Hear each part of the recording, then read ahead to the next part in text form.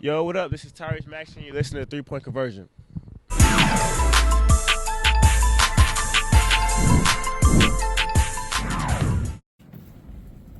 right. What kind of allowed D-House and Jaden to come in and impact the game the way that they did?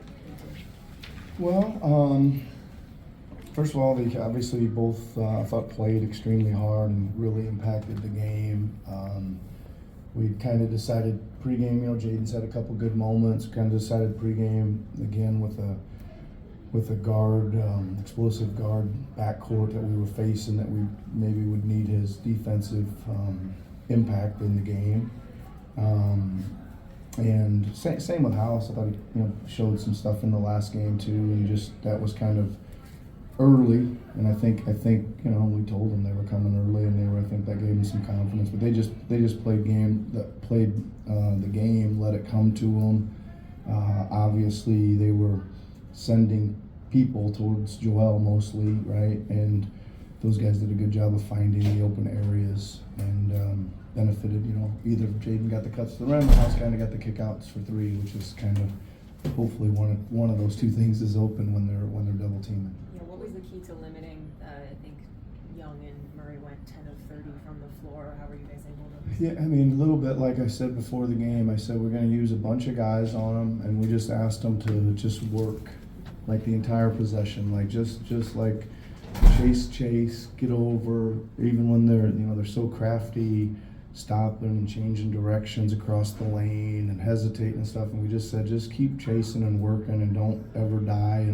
And we said they're going to make some spectacular shots, and don't let that stop you from just working the next possession. And I think the combination of all of them really melt. Maxie, Beverly, Jaden. I think even House got switched out onto him a lot. Robert got switched out on him too a lot. So it was, that's 5 or 6 guys that enabled us to give them some different looks. We've sort of become accustomed to Tyrese getting subbed out, sort of yes. in the latter section of that third quarter. Yes. And that felt like the game obviously opened up a little bit more. He was important to you to have out there. How does that change your game plan though? In the 12 minutes that followed, when you have to change it up like that? Yeah, I think again, you've watched all the games, right? So you know that the rhythm of trying to start the second and fourth with him and usually Tobias is kind of the game plan. But you got to coach the game that's in front of you, right? And it just felt like it was clicking. They had a really great rhythm going, and it's just sometimes you don't. Even though you're trying to think about later, sometimes you got to coach the 3 minutes in front of you. And we just decided, like, these guys are in such good rhythm, let's leave them. And then we're going to have to do something a little different at the start of the quarter. And so we did. And again, I think that's some key plays there. I thought Jaden made a key play, House made a key play, Tobias made some key play. Like the other guys.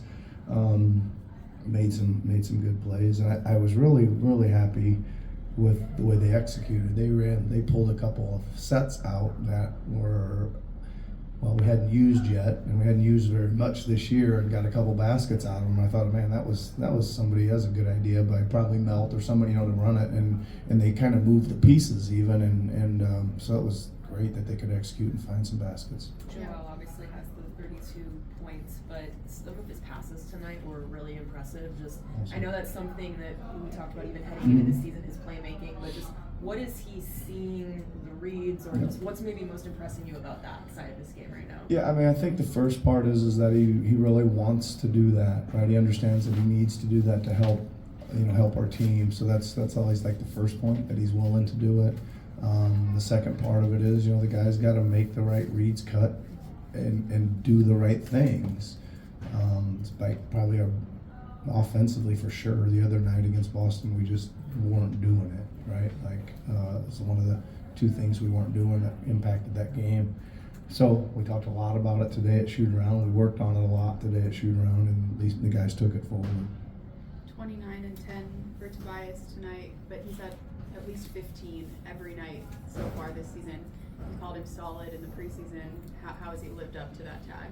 Yeah, again, I think I keep saying that this is kind of what I'm expecting from him. He can shoot the three, he can take it in transition, he can play a little ISO on the low block, get it to some areas. I like that he's continuing to be aggressive and he's finding it. I think Tyrese probably overdid it a little bit tonight, but he kept looking for him and running plays for him and calling his number a lot, which was the right thing most of the time, but maybe a little too much. But he's in a good aggressive mindset and he's feeling good about his game.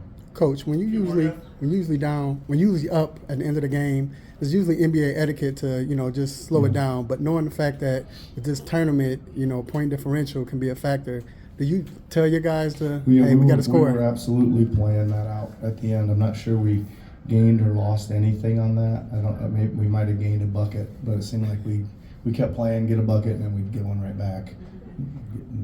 I don't think the total points matter. I think it's the differentials, but right. we were certainly trying to get stops and not hold, and play those last 3 or 4 possessions out. Yeah, you called it a must win, and yep. So did it, that combined with maybe what the locker room was just like, does it feel different when you're like, okay, this wasn't just a regular season? Well, I think everybody understands that, the importance of trying to get through this thing, and we put ourselves in the situation where we were done if we didn't win. We were done if we didn't win. So it doesn't mean we're going to go through now, but at least there's some possibility, right, that we could. It's going to be difficult, right? Because the team that's 2-0, we lost to. I don't know what they did tonight, or haven't seen a score or anything. But they're 2-0, so even if they drop one and we both end up 3-1, they're going to get the nod. But hopefully we can sneak in. Hopefully they'll drop 2, or hopefully we can sneak in on a second. There's a few second place teams that get to go on as well, I think. You talked about Young and Murray before the game. Were you happy with how you guys, kept them relatively under control? Yeah, I think that's about as good a job as you can do on those 2 guys. I mean, I really do. They were feeling, I think, some intensity from us and some hard work, and both of them shot up for them. It's a pretty low shooting percentage, so I think that's about as good as you can do when those guys combine. Thanks, Coach.